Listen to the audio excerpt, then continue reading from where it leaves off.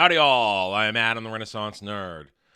I'm an old school Legend of Zelda guy. I was there in the beginning, Legend of Zelda. I was there, Adventure of Link. I was very much there, Link to the Past. I tapped out when the N64 started because the N64 didn't provide me with other games that I was interested in. So from N64 through the Wii, through the GameCube, I wasn't really into Zelda, but I've since gone back, switched games, I've played them, but either way, I like Zelda, always have, always will. Watched the cartoon in the 80s. It was fun. Little kid me liked it. Don't know if adult me would like it. Point is, I feel as though I can weigh in on the fact that we've had an announcement that Legend of Zelda is getting a live action treatment. Now, here's the thing. Mario was huge.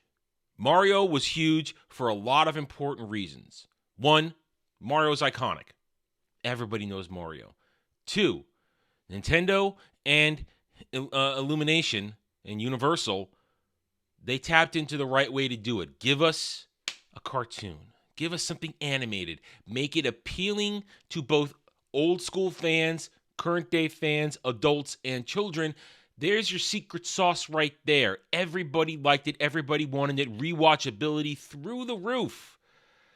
We all predicted they were going to do something Zelda. We all said, yes, give us something Zelda. But now to announce that we're getting a live action Legend of Zelda film. I'm going to say flat out, mistake. This is not the direction that Nintendo should be going. But let's read the article. We're bounding into comics because Bounding has very nicely collected all the pertinent information for this and why I consider what we're seeing here red flags to be worried, aside from my subjective opinion that live action is a mistake. Here we go. Undoubtedly emboldened by the decision by recent success of their mascot's recent cinematic outing, Nintendo has officially announced they will be teaming with producer Avi Arad and Wes Ball to develop a live-action Legend of Zelda film. Now, red flags number one. Avi Arad. We know Avi Arad, the big guy behind a lot of early Marvel stuff before the MCU, during the MCU, also has a penchant to get too involved, to push people around to get his way as a very powerful producer. He will tell you one thing and then do another. He is the reason Sam Raimi's Spider-Man trilogy is kind of only considered a duology because people don't want to think about Spider-Man 3 because Avi Arad bullied Sam Raimi into forcing Venom into the movie. Avi Arad is not the best guy to have on board despite his power in Hollywood as a producer. So that's a red flag right there because he doesn't necessarily understand what fans want. He does what he wants or he chases trends. Wes Ball, director of Maze Runner. First movie was pretty good. The subsequent ones, not so much. So, okay. I don't know what else he's done, but that's what I know that I have seen from him. And my opinion, pretty average. Pretty average. Let's keep going, though, because it kind of gets a little worse for me. There's about the confirmations. But what really makes me worried is when we get to who's involved. Further, per deadline, Nintendo has tapped Jurassic World and Star Wars Episode 9. Disney Star Wars Episode 9. Rise of Skywalker screenwriter Derek Connolly to tackle the film's script. That is a massive red flag. Anybody involved with Disney Star Wars, especially somebody that wrote something as god-awful as Rise of Skywalker. Ooh, we have a problem. It's a trap! I don't trust this now at all. And then there's the weirdness with the fact that Sony is the production company they're running this through. Here's Miyamoto. Miyamoto, the creator of Zelda, is involved. Now, some people I know are saying, well, Miyamoto's heavily involved. He's gonna make sure it stays on track. Nintendo's heavily involved. They're gonna make sure it stays on track. I don't know about that. Now, I was proven wrong when it came to a creator being heavily involved concerning One Piece. Oda Sensei kept it on the rails, but that was contract stuff. I don't know. Is Miyamoto and Zelda? Is Miyamoto and Nintendo when it comes to Zelda? Are they going to be as controlling as they were with Mario, with Illumination and Universal, to make sure it stays on track? Are they going to understand that this is a delicate thing? Because where do you start? Where do you start? But we'll get back to that in a second. Let's see what Miyamoto has to say. This is Miyamoto. I've been working on the live-action film of The Legend of Zelda for many years now with Avi Arad-san, who has produced many mega-hit films. We've already discussed Avi Arad and his films. I have asked Avi-san to produce this film with me, and we now have officially started the development of the film with Nintendo itself heavily involved in the production. It will take time until its completion, but I hope you look forward to seeing it. Now, as I said, Sony, here it is. With the film having just been announced as of writing, neither Sony nor Nintendo have offered any information regarding Zelda's potential release date. And that's the thing. Sony is producing this. Now, some could say, oh, they're just producing it. It just feels weird that Sony's producing a Nintendo property. Yes, Nintendo's involved. Bottom line, I am not sold on this. I think this is a mistake. Live-action Zelda is a mistake. You should have capitalized on the animation that was a success with Mario. Why?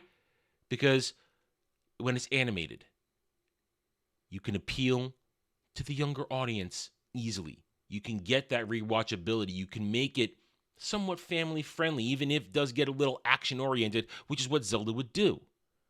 But the kids would still like it. Parents would still feel comfortable with it. When it's a live action, that changes the formula. Maybe it doesn't end up being so kid-friendly. Maybe suddenly that rewatchability vanishes. And also the appeal. Here's the thing.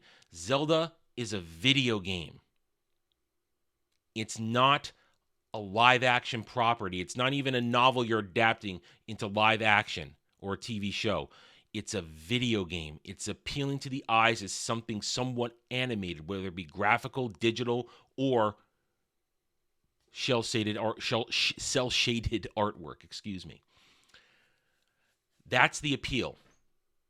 Seeing whether it's Tom Holland or Timothy Chalamet or somebody else stuffed into the role of a Link, and I say a Link because they're not all the same Link throughout the history of the franchise, into the role of a Link, that doesn't work.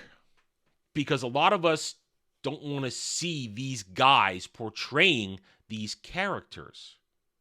We want to see the character, and they're voicing it. And again, Link is a somewhat silent protagonist, so a Link with a voice. Again, that's a whole other issue. That's for nerds to debate on another level. We're talking about the viability of the film.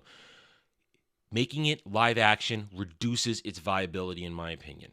We want something that we recognize. And yes, there are variations of Zelda animation from the video games and other artwork to put into this, but still, that's what people are familiar with. And people who say they want live action, which I haven't seen very many of, maybe I have a head in the sand, I don't know, but majority feels to me want it to be animated.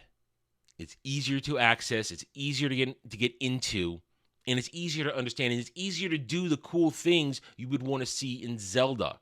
A lot of stuff you want to accomplish in Zelda are going to be hard with live action, especially considering we're in a time when, hey, budgets are a thing. Rising budgets are choking the entertainment industry. They already proved with Mario you can get it done on $100 million and make hundreds of millions of dollars in profit. You do live action with CGI, set pieces, this and that, traveling everywhere, you're going to have a massive budget. This would be a $200 to $300 million budget movie easy. Because we're talking about a fantasy world with monsters, giant monsters sometimes, special abilities. The list goes on and on. So I hope you understand what I'm saying.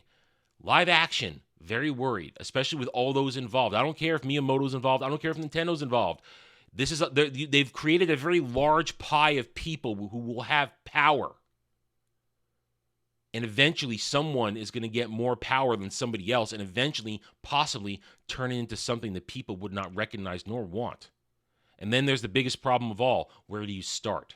Do you start with The Legend of Zelda, the original game, the original gold cartridge? Or do you start with Link to the Past? Do you start with Ocarina of Time? Do you start with Skyward Sword? Where do you start?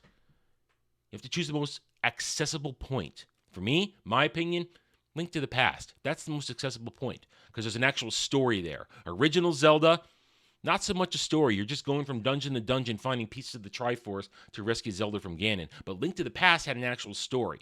Yes, Ocarina of Time is the prequel to that, but Ocarina of Time is more engaging when you understand where it's going, not where it's starting. That's just my opinion. So I would say start with Link to the Past, go from there, and then go all the way about. Then you can go back in time, forward in time, because let's be honest, Zelda does jump around in time. It plays with the time travel aspect, and it does it pretty decently. People have respected it. People don't have a lot of complaints about that. But that's a very tricky part. Accessible through starting point, accessible through animation, maybe not so accessible through live action, especially with all those involved. All right, I think I've said my piece, so I'm done. Thank you for watching this video. If you enjoyed it, a like would be very much appreciated. If you are new here, I invite you to check out the channel, subscribe. I'm here to earn your trust and support using facts and logic, because facts and logic do not care about whiny stan, fake fan, and SJW fifis. Hit the notification button for my videos if you like what I'm preaching. By all means, leave a comment. Love to hear from the real passionate fans like you. I care what you think. I do not care what the stands, SJWs, and fake fans have to say, because 201, they're all cowards behind keyboards, and they don't really truly love things at all. They're soulless and empty. Thank you again for watching. Take it easy. Thanks for watching, everybody. If you'd like to reach out to me, please email me at theranernerd@gmail.com for all channel business purposes. I am on Twitter now, mostly for promotion and sharing of videos, maybe a little shit stirring here and there, who knows, at @theranernerd. You can also find me at the Geeks and Gamers forums under @ROAS, and you can see me on Rumble and Odyssey under the Renaissance Nerd. Thanks again for watching. Take it easy.